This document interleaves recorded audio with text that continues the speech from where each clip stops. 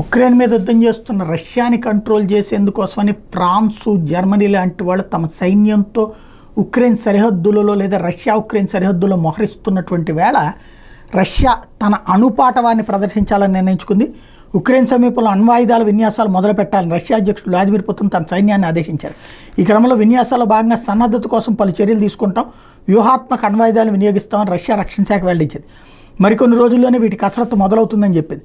Ukraine మీద Russia యుద్ధంలో తాము మరింత జోక్యం చేసుకునే అవకాశం ఉందంటూ పాశ్చాత్య దేశాల సీనియర్ అధికారులు చేస్తున్న రెచ్చగొట్టే ప్రకటనలు, బెదిరింపుల నేపథ్యంలో తమ ప్రాంతీయ సమగ్రతను కాపాడేందుకే ఈ చర్యలు తీసుకున్నట్టు పేర్కొంది.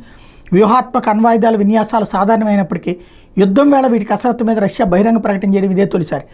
ఉక్రెయిన్ మిత్ర దేశాలు చేస్తున్న రెచ్చగొట్టే ప్రకటనలకు ధీటుగా పుతిన్ నుంచి ఈ హెచ్చరిక వచ్చినట్టు తెలుస్తోంది.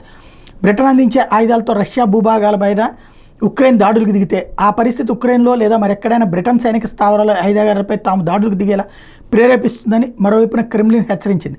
ఈ మేరకు బ్రిటిష్ రాయబారితో రష్యా విదేశీ వ్యవహారాల శాఖ కూడా స్పష్టమైనటువంటి సంకేతాన్ని ఇచ్చింది.